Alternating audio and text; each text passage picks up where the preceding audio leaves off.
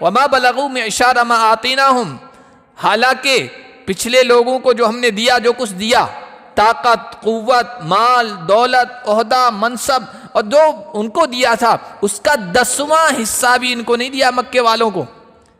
پھر اپنی دولت اور اپنے عہدوں پر کس چیز پر ناز کر رہے ہو جب ان کو ملیا میٹ کر دیا، دنیا کے نقشے سے مٹا دیا. عاد کی تاریخ پڑھیے، سمود کی تاریخ پڑھیے، کلدانیوں کی تاریخ پڑھیے، آشوریوں کی تاریخ پڑھیے، دنیا کی بڑی بڑی طاقتور قوموں کی تاریخ پڑھیے. اللہ کی جب رسولوں کی تکذیب کی، اللہ نے اس طرح نام و نشان مٹا دیا جیسا وہ تھے ہی نہیں. کَأَن لَّمْ يَغْنَوْا فِيهَا، تم کس کھیت کی مولی ہو.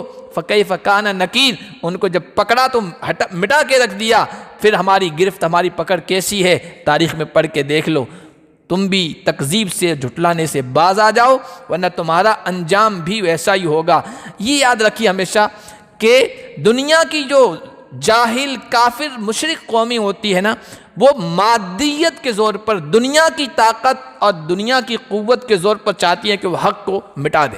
یہودی اس وقت اس بات کی پوری تیاری کیے ہوئے ہیں کہ جب آخری زمانے میں اہل حق کی مدد کے لیے اللہ کی طرف سے مہدی آئیں گے، عیسیٰ اتریں گے اور دجال کا خاتمہ کریں گے، تو ان کا مقابلہ کرنے کے لیے ہمارے پاس علم ہے، طاقت ہے، ٹیکنالوجی ہے، یہ نیا دور ہے، بم ہیں، میزائل ہیں، اور یہ جتنی بھی چیزیں ہیں، ہم اس کے ذریعے سے عیسیٰ کا اور مہدی کا اور ان کے لشکر کا مقابلہ کریں گے. چونکہ وہ دجال کو اپنا مسیح مانتے ہیں کہ یہ ہمارا کام بنائے گا، تو ہم دجال کی حفاظت کریں گے اس ٹیکنالوجی کے ذریعے سے، اس طاقت کے ذریعے سے، اور مقابلہ کریں گے اللہ کے لشکر کا، اللہ کے جند کا. تو اللہ فرما رہے ہیں بھائی پچھلی قوموں کا 10واں حصہ بھی تمہیں نہیں ملا ہے. ساری ٹیکنالوجی فیل ہو جاتی ہے. آپ دیکھیے آج بھی جب اللہ کا حکم آتا ہے تو سونامی طوفان جب اٹھتا ہے تو کیا شہر، کیا قصبے، کیا گاؤں پورا سیلاب بن جاتا ہے. ذرا سا زلزلہ آتا ہے، اچھی اچھی ٹیکنالوجی رکھنے والے ممالک بھی تہس نہس ہو جاتے ہیں. یہ اللہ طاقت کبھی کبھی دکھاتا ہے، اور اللہ نے آخر میں یہی پیغام دیا ہے فَكَيْفَ كَانَ نَكِيرٌ. گھمنڈ مت کرو طاقت و قوت پر، ایک امر کن ہو جائے گا، تمہاری ساری حیثیت ایک تنکے کی طرح ہو جائے گی. سورہ سبا کی آیت نمبر 34 سے کر رہے ہیں.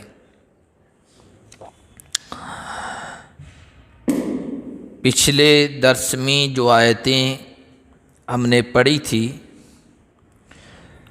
اس میں اللہ تعالیٰ نے یہ بیان فرمایا تھا نبی علیہ السلام کو تسلی دینے کے لیے کہ آپ کی قوم کے لوگ آپ کو جھٹلا رہے ہیں، آپ کی تکذیب کر رہے ہیں اور آپ کے پیغام کا انکار کر رہے ہیں. یہ کوئی نئی اور انوکھی بات نہیں ہے.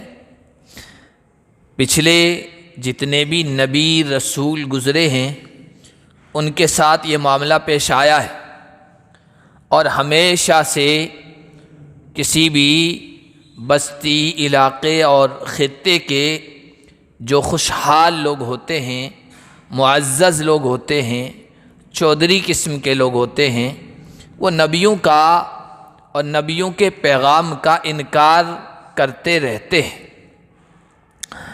نبیوں کی بات ماننے والے اور ان کے پیغام کو قبول کرنے والے سب سے پہلے بھی اور زیادہ تعداد میں غریب غربا لوگ ہوتے ہیں.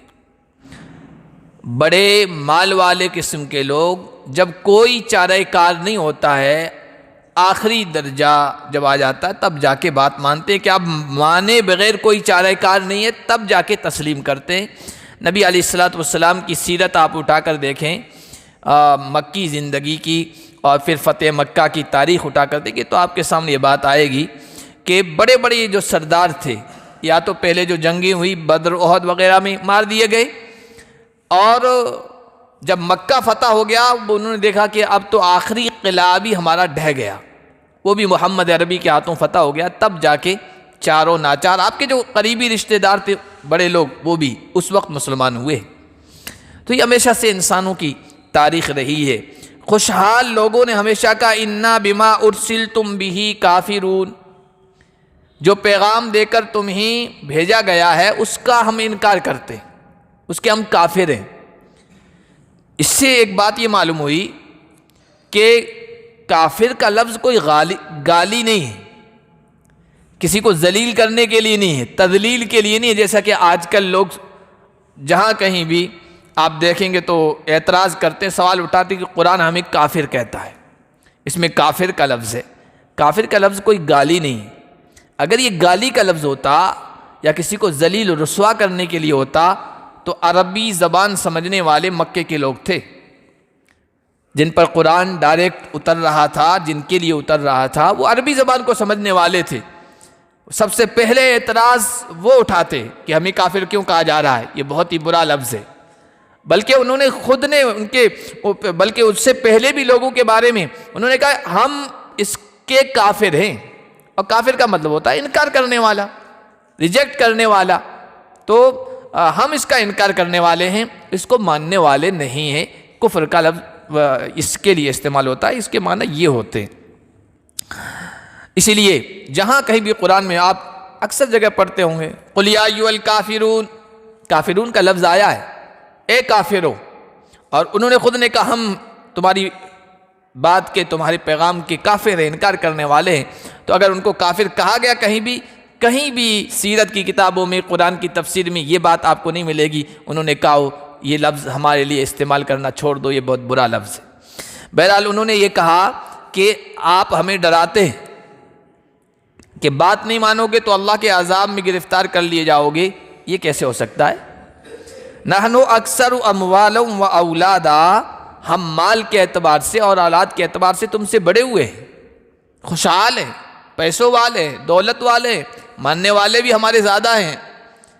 اگر اللہ ہم سے راضی نہ ہوتا، خوش نہ ہوتا تو ہمیں اولاد کیوں دیتا، ہمیں مال و دولت کیوں دیتا، ہمیں خوشحالی کیوں دیتا؟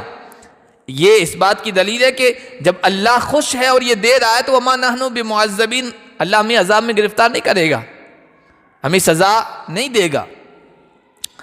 تو اللہ تعالیٰ نے ان کی اس بات کا، اس دلیل کا جواب دیا ہے کہ دیکھو مال کا مل جانا اور اولاد کا مل جانا اور دنیا کی خوشحالی کا مل جانا اور مال کی فراوانی کا مل جانا، یہ کوئی اللہ کے نزدیک محبوب ہونے کی، پسندیدہ ہونے کی دلیل نہیں ہے۔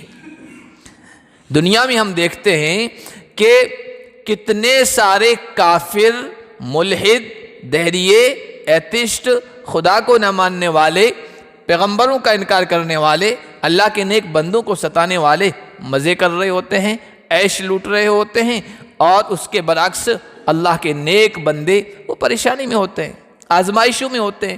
اگر مال اور دولت اس بات کی دلیل ہوتی کہ اللہ جس سے راضی ہوتا ہے اسے دیتا ہے تو سب سے بڑے مالدار انبیاء ہوتے، نبی ہوتے، رسول ہوتے، اللہ کے پیغمبر ہوتے۔ قل ان ربی یبسط الرزق لمن یشاء ویقدر، دیکھو مال کی کمی یا مال کی زیادتی، اس کو تم اللہ کے محبوب ہونے یا مبغوض ہونے، پسندیدہ ہونے یا ناپسندیدہ ہونے کی دلیل مت بناؤ۔ یہ تو اللہ کی حکمتیں ہیں، اللہ کی مصلحتیں ہیں، وہی جانتا ہے کسی کو زیادہ کیوں دے رہا ہے اور کسی کو کم کیوں دے رہا ہے۔ یہ اس بات کی دلیل نہیں ہے کہ اس کے پاس مال کم ہے، پریشان ہے تو اللہ کو ناپسندیدہ وہ بندہ ہے، اور اس کو زیادہ ملی ہوئی ہے وہ اللہ کا پسندیدہ بندہ ہے، نہیں۔ اللہ کی حکمتیں و مصلحتیں ہیں، اور اللہ کی پرورش کے، تربیت کے یہ نرالے انداز ہیں کہ اللہ اپنے ماننے والوں کو دال ساگ روٹی پہ خوش کر دیتا ہے اور نہ ماننے والوں کو مرغن غذائیں کھلاتا ہے، اپنے ماننے والوں کو جھونپڑی پہ راضی کر لیتا ہے اور نہ ماننے والوں کو محل دیتا ہے، قلعے دیتا ہے، بڑی بلڈنگیں، حویلیاں دیتا ہے۔ موسیٰ کو تنگی میں پال لیتا ہے، فرعون کو دیکھو کس طرح نواز دیا، ابراہیم کو آزمائشوں سے گزار رہا ہے اور نمرود کے مزے ہیں، ابو جہل اور ابو لہب اور مکے کے چودھریوں کو سب کچھ ملا ہوا ہے اور اسی کی بنیاد پر کہہ رہے ہیں کہ ہمارے پاس تو یہ ہے، ہمارا کون کیا بگاڑ سکتا ہے، اللہ ہمیں عذاب میں کیسے گرفتار کر سکتا ہے، اور خود نبی کی زندگی دیکھیں تو فاقے پہ فاقے ہو رہے ہیں۔ یہ اس بات کی دلیل نہیں ہے کہ اللہ راضی ہے تو تمہیں دے رہا ہے، یہ رب کی مصلحتیں ہیں، جس کے لیے چاہتا ہے رزق کو کشادہ کر دیتا ہے، جس کے لیے چاہتا ہے تنگ کر دیتا ہے، لیکن اکثر لوگ نہیں جانتے، وہ تو بس ظاہری اعتبار سے دیکھتے ہیں اور پھر دلیل بھی وہی دیتے ہیں، اللہ ہم سے اگر ناراض ہوتا تو ہمیں یہ کیوں دیتا، ہم اللہ ہر اعتبار سے خوشحال ہیں، اس کا مطلب یہ کہ اللہ بھی ہم سے راضی۔ وما اموالکم ولا اولادکم باللتی تقربکم عندنا زلفا۔ آگے اللہ نے فرمایا دیکھو تمہارے مال تمہاری اولاد یہ تمہیں اللہ کے قریب نہیں کر سکتے ہیں، اللہ کا محبوب نہیں بنا سکتے ہیں، الا من آمن وعمل صالحا، اس لیے کہ اللہ مال کی طرف نہیں دیکھتا ہے، اولاد کی طرف نہیں دیکھتا ہے، شکل و صورت کی طرف نہیں دیکھتا ہے۔ ان اللہ لا ينظر الى صورکم ولا الى اجسادکم ولکن ينظر الى قلوبکم۔ حضور علیہ الصلوۃ والسلام نے ارشاد فرمایا اللہ تمہارے دولت کی طرف نظر نہیں کرتا ہے اور تمہاری شکلوں کی طرف نظر نہیں کرتا ہے، اللہ تو تمہارے دلوں کو دیکھتا ہے، تمہارے دلوں کی کیا کیفیت ہے۔ شکل و صورت کی کوئی اہمیت نہیں ہے، شکل و صورت کے اعتبار سے دیکھیں تو ابو لہب سے بڑھ کر کوئی خوبصورت نہیں ہو سکتا تھا۔ تبت یدا ابی لہب، ابو لہب اس کا نام نہیں تھا، اس کے خوبصورتی اتنی تھی، حسن و جمال ایسا تھا کہ جو اس کے رخسار تھے، اس کے گال تھے وہ چمکتے تھے شعلے کی طرح، خوبصورت لال سرخ تھے، تو اس کو ابو لہب کہہ دیا گیا، نام تو کچھ اور تھا، کسی بت سے نسبت تھی اس نام کو، لیکن پھٹکار پڑی اللہ کی طرف سے، نبی کا رشتہ دار ہے، نبی کا قریبی ہے، نبی کا چچا ہے، معزز ہے، مکے میں بڑی حیثیت والا ہے، لیکن اللہ نے شکل و صورت حیثیت کو نہیں دیکھا، کہا تبت یدا ابی لہب، ابو لہب کے ہاتھ بھی برباد ہو گئے، جو کچھ اس کے پاس مال تھا سب برباد ہو گیا۔ اور دوسری طرف دیکھیں بلال حبشی جیسا بالکل سادے رنگ والا، سیاہ رنگ والا، لیکن دل اس کا صاف تھا، اللہ نے کتنے مقام سے نوازا کہ حضور علیہ الصلوۃ والسلام نے ارشاد فرمایا کہ اے بلال تم ایسا کیا عمل کرتے ہو، جنت میں نے تمہیں اپنے آگے آگے تمہاری چلنے کی آواز کو دیکھا۔ تو چونکہ بات آ گئی تو بیان کر دیں، فضیلت والی بات ہے اور آسانی سے ہم وہ عمل بھی کر سکتے ہیں جو حضرت بلال حبشی کیا کرتے تھے۔ حضور علیہ الصلوۃ والسلام نے جب یہ پوچھا تو حضرت بلال حبشی نے کہا یا رسول اللہ جہاں تک میرا خیال ہے ایسا کوئی بڑا عمل تو میرے پاس نہیں ہے، لیکن ایک عمل ہے، مجھے امید ہے کہ اسی کی وجہ سے مجھے یہ مقام و مرتبہ ملا ہے کہ میں جب بھی وضو کرتا ہوں اور مسجد میں جاتا ہوں تو میں تحیۃ المسجد یا تحیۃ الوضو 2 رکعت ضرور پڑھتا ہوں، جس کی وجہ سے اللہ تعالیٰ نے ہو سکتا ہے یہ مقام مرتبہ سے نوازا۔ بہرحال تو اللہ تعالیٰ نے کہا کہ تمہارا مال تمہاری اولاد یہ تمہیں ہمارے قریب نہیں کرتی ہے، محبوب نہیں بناتی ہے، ہاں جو شخص ایمان لے آئے اور جو شخص نیک عمل کرے، مال اور اولاد یہ اس شخص کے کام آئے گی اس دنیا میں بھی اور آخرت میں بھی جس کے پاس عقیدہ صحیح ہو اور عمل صحیح ہو۔ ایمان کہتے عقیدے کو، وعمل صالحا، اور اس کے اعمال ٹھیک ہو، تو دنیا میں بھی یہ چیزیں کام آتی ہے اللہ کے فضل و کرم سے اور آخرت میں بھی۔ اسی لیے نبی علیہ الصلوۃ والسلام نے ارشاد فرمایا کہ 3 چیزیں ایسی ہے، آدم کا بیٹا مر جاتا ہے، اس دنیا سے چلا جاتا ہے، لیکن ان کا فائدہ اس کو ملتا رہتا ہے۔ ایک تو فرمایا صدقہ جاریہ، کوئی ایسا صدقہ کر گیا جس کا فائدہ لوگوں کو پہنچ رہا ہے اور جس کا نفع فائدہ حاصل ہو رہا ہے، اور دوسرا فرمایا کہ ولد صالح یدعو لہ، اپنی اولاد کی اچھی تربیت کر کے گیا، نیک تربیت کر کے گیا ہے، جس کی وجہ سے اولاد اس کو ہمیشہ دعاؤں میں یاد رکھتی ہے، اس کے لیے نیکی کے کام کرتے رہتی ہے، ایصال ثواب کرتے رہتی ہے۔ اور تیسرا فرمایا او علم ينتفع به، ایسا علم لوگوں کو سکھایا گیا کہ جس سے فائدہ اٹھایا جا رہا ہو۔ فاولئک لهم جزاء الضعف، جو لوگ ایمان لے آئے، جنہوں نے نیک عمل کیا، اب انہوں نے اولاد کی بھی صحیح تربیت کی، انہوں نے مال کو بھی صحیح جگہ خرچ کیا۔ جس کے پاس ایمان ہوگا اور نیک عمل ہوگا وہ مال کو بھی صحیح جگہ خرچ کرے گا، تو وہ اپنے مال کی وجہ سے، صحیح خرچ کرنے کی وجہ سے اور اولاد کی صحیح تربیت کی وجہ سے اللہ کا محبوب بن جائے گا۔ اللہ نے فرمایا ایسے لوگوں کے لیے ہمارے یہاں دوگنا بدلہ ہے، دوگنی جزا ہے ان کے عمل کی وجہ سے، اور وہ ہم فی الغرفات آمنون، جنت کے بالا خانوں میں، جنت کے محلوں میں، جنت کے شاندار کمروں میں امن سے ہوں گے، چین سے ہوں گے، نہ وہاں محنت کرنی پڑے گی، نہ مشقت اٹھانی پڑے گی، نہ کوئی غم سہنا پڑے گا، نہ کوئی حزن و ملال ہوگا، نہ کسی چیز کے، کسی نعمت کے ختم ہونے کا اندیشہ اور کھٹکا۔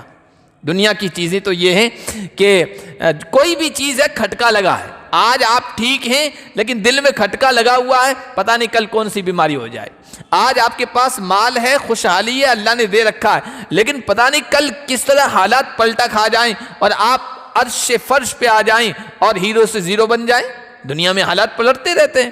کوئی تخت پہ ہے تو تختے پہ آ جاتا ہے اور بڑا مالدار ہے تو ایک ایک چیز کا محتاج ہو جاتا ہے. آج آپ زندگی میں ہیں اور جی رہے ہیں لیکن دل میں کھٹکا لگا ہوا, پتہ نہیں موت کب اچانک آ جائے. دنیا کے سلسلے میں تو ہے یہ چیز, امن نہیں ہے. یہاں امن نہیں ہے, کھٹکا لگا ہے, خدشہ لگا ہوا ہے. لیکن جنت کے جو بالا خانے ملیں گے, غرفات کا آمنون, بالکل امن ہوگا, سکون ہوگا اور اطمینان ہوگا. اللہ ہم سب کو نصیب فرمائے.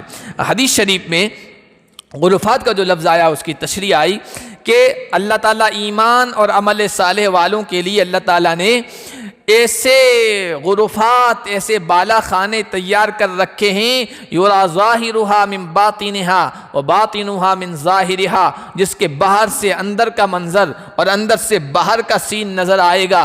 اور جنتیوں کو ایسے بالا خانے ملیں گے. ایک بدو بیٹھا تھا, اعرابی دیہاتی, اس نے کہا لمن ہی یا رسول اللہ, یا رسول اللہ ایسے شاندار بالا خانے کس کو نصیب ہوں گے, کس کو ملیں گے؟ حضور علیہ الصلوۃ والسلام نے فرمایا ہی لمن طیب الکلام, یہ اس شخص کو ملیں گے جو لوگوں سے اچھی گفتگو کرے, اچھے انداز سے بات کرے. لمن طیب الکلام و ادام الصیام, روزے رکھنے کا جس کا معمول ہمیشہ روزہ رکھتا رہے اس کے لیے. اور اطعم الطعام, لوگوں کو کھانا کھلائے. وصلی باللیل والناس نیام, اور رات میں جس وقت ساری مخلوق نیند کی آغوش میں ہو, سب سوئے ہوئے ہو, کھڑا ہو اللہ کے سامنے کھڑا ہو جائے, نماز پڑھے, تہجد پڑھے. یہ اس کے لیے تیار کر رکھے ہیں اللہ نے ایسے غرفات, ایسے بالا خانے. والذین یسعون فی آیاتنا معاجزین اولئک فی العذاب محضرون, اور جو لوگ ہماری آیات, ہمارے پروگرام, ہمارے پیغام کو ناکام کرنے کی کوشش کر رہے ہیں, وہ عذاب میں پکڑے جائیں گے. اس دنیا میں بھی عذاب میں گرفتار کیے جائیں گے, آخرت میں تو ہے ہی دائمی عذاب. قل ان ربی یبسط الرزق لمن یشاء من عباده ویقدر له, چونکہ مال اور اولاد کا تذکرہ آیا تھا اور تنگی اور خوشحالی کا تذکرہ آیا تھا, اللہ دوبارہ کہہ رہے ہیں کہ جو مال دیا ہے اس کو ہماری راہ میں خرچ کرو, کنجوسی مت کرو, بخل مت کرو. میرا رب جس کے لیے چاہتا ہے رزق کشادہ کر دیتا ہے اپنے بندوں میں سے, جس کے لیے چاہتا ہے تنگ کر دیتا ہے. مال کی کمی یہ کوئی اللہ کے ناراض ہونے کی دلیل نہیں ہے, اور مال کی زیادتی یہ کوئی اللہ کے خوش ہونے کی دلیل نہیں ہے. اور یہ دونوں آزمائش, مال کا ملنا بھی آزمائش اور مال کا نہ ملنا بھی آزمائش ہے. اما پارہ میں سورۃ الفجر میں اللہ نے اس کو بڑے اچھے انداز سے بیان فرمایا ہے. انسانوں کی جو سوچ ہے نا اس کو غلط قرار دیا ہے. انسان یہ سوچتا ہے کہ اما اذا مبتلاہ فاکرمہ ونعمہ فیقول ربی اکرمن. انسان کا معاملہ تو یہ ہے کہ جب اللہ اسے آزماتا ہے, آزمانے کا لفظ پہلے, اللہ جب اسے آزماتا ہے کس طرح آزماتا ہے؟ فَأَكْرَمَهُ وَنَعَمَهُ, اسے عزتوں سے نوازتا ہے, اس کو نعمتوں سے نوازتا ہے. تب بندہ کہتا ہے کہ میرے رب نے بڑا اکرام کیا, بڑا فضل فرمایا, بڑی مہربانی ہوئی, مجھے نعمتوں سے نوازا, اکرام سے نوازا, عزت سے نوازا. وَأَمَّا إِذَا مَبْتَلَاهُ, دیکھو ابتلا کا لفظ دونوں جگہ آ رہا ہے. اور جب اللہ اسے آزماتا ہے فَقَدَرَ عَلَيْهِ رِزْقَهُ, اس پر اس کا رزق تنگ کر دیتا ہے. فَيَقُولُ رَبِّي أَهَانَنِ, بندہ کہتا ہے میرے رب نے مجھے ذلیل کر دیا, میری اہانت کر دی, مجھے رسوا کر دیا لوگوں میں. کلا, کیا پیارا انداز اللہ نے بیان فرمایا, تمہاری دونوں غلط سوچ ہے. کلا, مال کا مل جانا یہ کوئی عزت نہیں ہے, اور نہ ملنا یہ کوئی توہین نہیں ہے. یہ دونوں حالتوں میں اللہ آزما رہا ہے. بلکہ تنگی اور ترشی سے زیادہ آزمائش مال کے ملنے کی صورت میں ہوتی ہے. مال کے ملنے کے بعد, دولت کے ملنے کے بعد انسان خود سر بن جاتا ہے, تکبر میں مبتلا ہوتا ہے, گھمنڈ میں مبتلا ہوتا ہے. کسی سمجھانے والے کی بات بھی اس کے سمجھ میں نہیں آتی ہے. غریبی میں, تنگ دستی میں, فقیری میں کوئی سمجھاتا انسان سمجھ جاتا ہے, صحیح راستہ پکڑ لیتا ہے. لیکن مال کی جو آزمائش ہوتی ہے وہ بہت خطرناک ہوتی ہے. اس لیے اللہ تعالیٰ سے یہ دعا کرتے رہنا چاہیے کہ عافیت والا مال دے, عافیت والی روزی دے, عافیت والی دولت دے, اور وہ مجھے خود سر نہ کرے, سرکش نہ بنا دے. تو اللہ نے فرمایا یہ میری حکمتیں مسلاتیں ہیں، جس کے چاہتا ہوں تنگ کرتا ہوں اور جس کے چاہتا ہوں کشادہ کر دیتا ہوں۔ وَمَا أَنفَقْتُم مِّن شَيْءٍ فَهُوَ يُخْلِفُهُ، اور یاد رکھو جو کچھ تم اللہ کی راہ میں خرچ کرو گے اللہ اس کا بدلہ دے گا۔ اور حضور علیہ الصلوۃ والسلام نے ارشاد فرمایا انفق علیک یا ينفق علیک، اے آدم کے بیٹے خرچ کر، تجھ پر خرچ کیا جائے گا یا میں تجھ پر خرچ کروں گا۔ اور بلال حبشی رضی اللہ تعالیٰ عنہ سے حضور علیہ الصلوۃ والسلام فرمایا کرتے تھے انفق یا بلالا ولا تخش من ذی العرش اقلالا، اے بلال دو لوگوں کو خرچ کرو، عرش والے کے خزانے سے تنگی کا اور کمی کا اندیشہ مت کرو۔ اور نبی علیہ الصلوۃ والسلام نے ارشاد فرمایا روزانہ جب صبح ہوتی ہے دو فرشتے ما من یوم یصبح العباد فی الا وملکان ینزلان من السماء، آسمان سے دو فرشتے اترتے ہیں، ان میں سے ایک کہتا ہے رب اعط منفقا خلفا یخلفہ، یہاں آیا وہی لفظ، اے اللہ خرچ کرنے والے کو تو بدلہ دے، برکت دے، اس کا عوض دے۔ اور دوسرا کہتا ہے اعطی ممسکن تلفا، جو سینت کر جمع کر کے رکھ رہا ہے، بخل کر رہا ہے، کنجوسی کر رہا ہے، اے اللہ اس کے مال میں تلف، تباہی، بربادی ڈال دے، بے برکتی ڈال دے۔ تو اللہ کی راہ میں خرچ کرو، اللہ دے گا۔ وَهُوَ خَيْرُ الرَّازِقِينَ، اور وہ بہترین رزق دینے والا ہے۔ رزق میں مال بھی ہے، رزق میں اولاد بھی ہے۔ رزق عربی لفظ ہے، ہم اردو میں رزق صرف کھانے کی چیز کو کہتے ہیں، صرف کھانے کی چیز عربی میں رزق استعمال نہیں ہوتا ہے۔ رزق مال بھی، دولت بھی، عزت بھی، مقام بھی، مرتبہ بھی، حیثیت و اسٹیٹس بھی، عہدہ و منصب بھی، دنیا کی جتنی چیزیں ہیں ان سب کے لیے رزق کا لفظ استعمال ہوتا ہے۔ وَيَوْمَ يَحْشُرُهُمْ جَمِيعًا ثُمَّ يَقُولُ لِلْمَلَائِكَةِ أَهَٰؤُلَاءِ إِيَّاكُمْ كَانُوا يَعْبُدُونَ، آگے اللہ نے فرمایا کہ یہ آج شرک کر رہے ہیں، میری توحید کو نہیں مان رہے ہیں۔ اور شرک جو کرتے ہیں نا، شرک جو شروع ہوا ہے، پچھلے درس میں بھی یہ بات آئی تھی کہ فرشتے جو اللہ کی مخلوق ہیں، نورانی معصوم مخلوق اور اللہ کی اطاعت گزار مخلوق، شرک فرشتوں کے ذریعے سے پھر تصور و سوچ کنسیپٹ آیا دیوی اور دیوتاؤں کا، یہ فرشتوں کے ذریعے سے آیا، یعنی فرشتوں کو لوگوں نے پھر کسی کو دیوی بنایا، دیوتا بنایا اور وہاں سے چلا۔ تو یہ جو دیوی دیوتا بنے ہوئے ہیں، یہ جن کی پوجا کر رہے ہیں نا، یہ اصلاً فرشتوں کی سمجھ کے پوجا کر رہے ہیں۔ تو اللہ تعالیٰ سب سے پہلے قیامت کے دن جب سب کو جمع کرے گا تو فرشتوں سے پوچھے گا تم آؤ ادھر۔ اللہ جب سب کو جمع کرے گا پھر فرشتوں سے کہے گا اَهَٰؤُلَاءِ إِيَّاكُمْ كَانُوا يَعْبُدُونَ، یہ تمہاری عبادت کرتے تھے، تم نے ان کو کہا تھا کہ ہماری عبادت کرو ہم تمہارا کام بنا دیں گے۔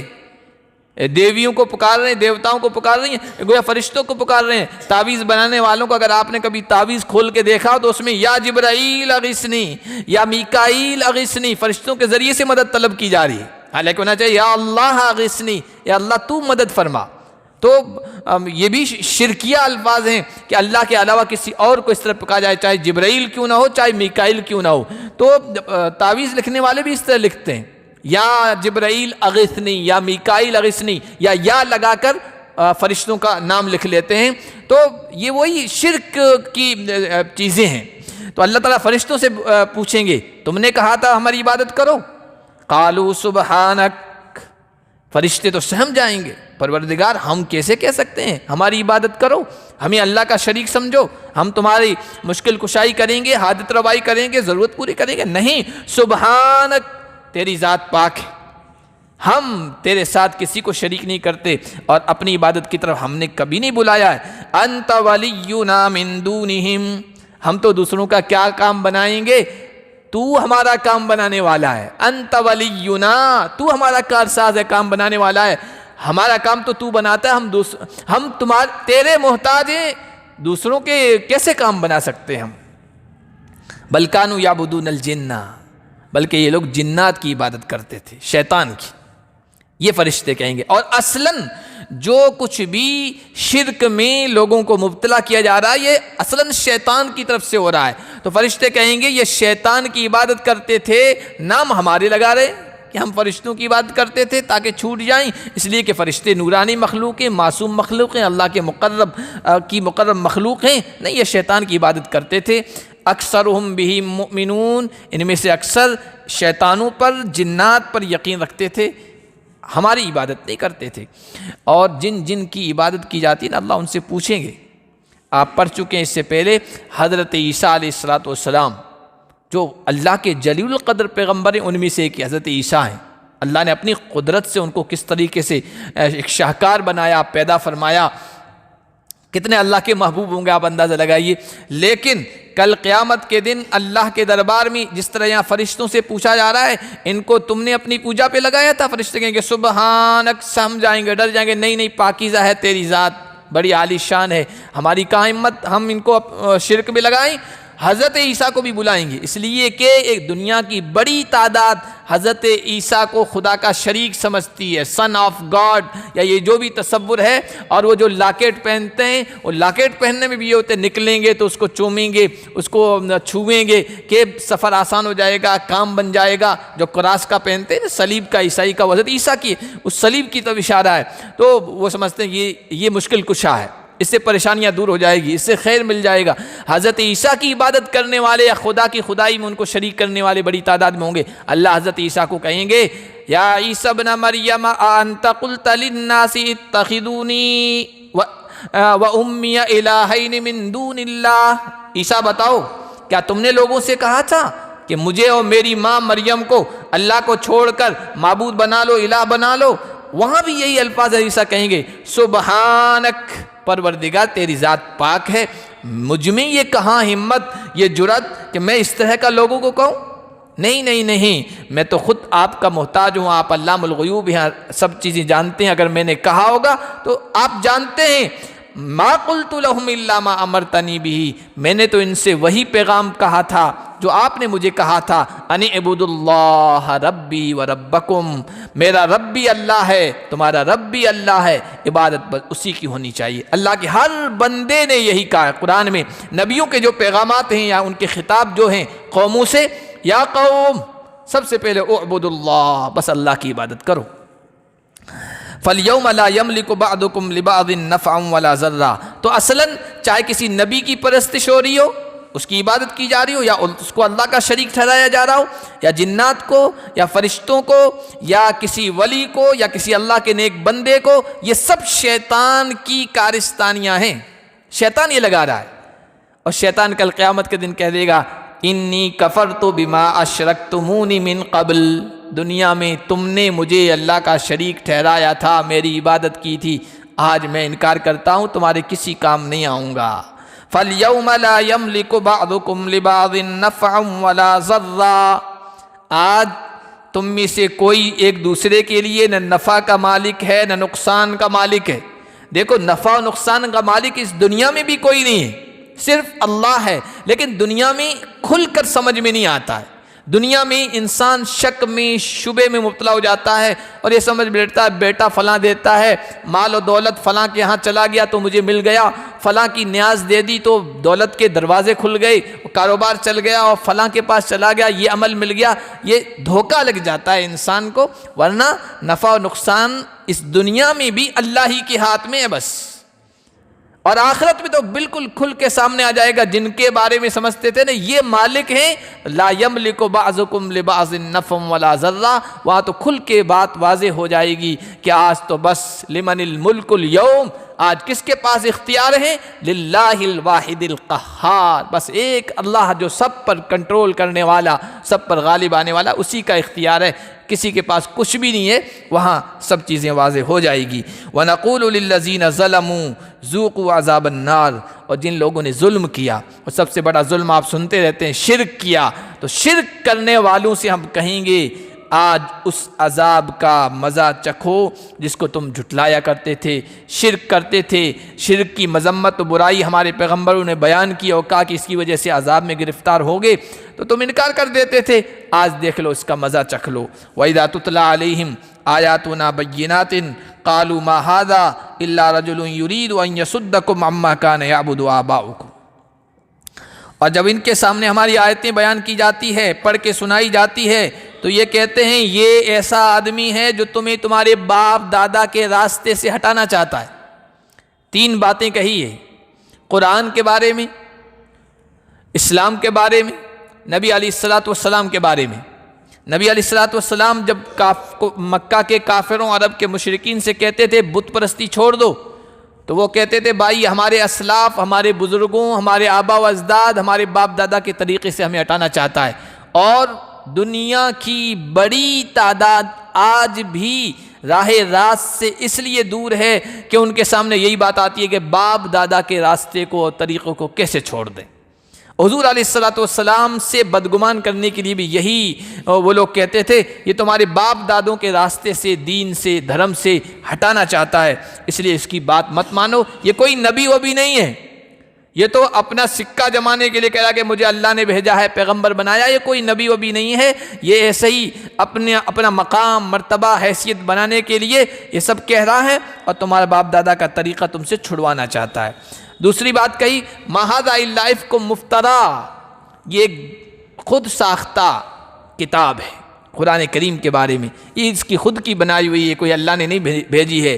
وقال الذین کفروا للحق لما جاءہم، جب ان کے پاس حق آ گیا، قرآن کی شکل میں ایک سچی کتاب آ گئی، تو ایک بات آتی ہے کہ بھائی جب یہ خود ساختہ ہے، من گھڑت ہے سب، تو پھر لوگ متاثر کیوں ہو رہے ہیں؟ لوگ اس کا پیغام قبول کیوں کر رہے ہیں؟ آہستہ آہستہ ان کی تعداد بڑھ رہی ہے، کم تو نہیں ہو رہی ہے۔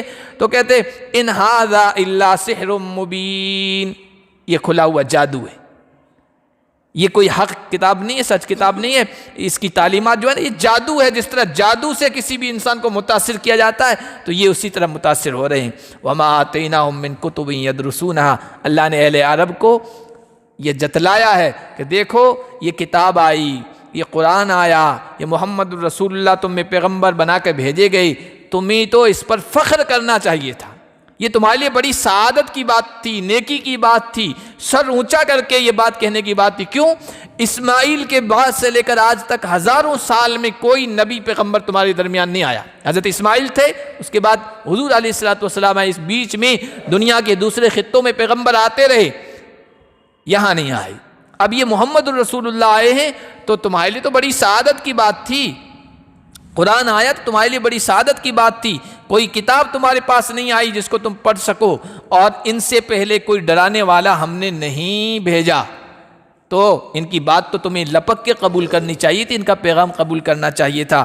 وَكَذَّبَ الَّذِينَ مِن قَبْلِهِمْ، لیکن دراصل بات یہ ہے کہ پہلے لوگوں کی روش انہی کے طریقے پر ہیں، جس طرح پہلے لوگوں نے جھٹلایا یہ بھی جھٹلا رہے ہیں۔ وَمَا بَلَغُوا مِعْشَارَ مَا آتَيْنَاهُمْ، حالانکہ پچھلے لوگوں کو جو ہم نے دیا، جو کچھ دیا، طاقت، قوت، مال، دولت، عہدہ، منصب، اور جو ان کو دیا تھا اس کا 10واں حصہ بھی ان کو نہیں دیا مکے والوں کو۔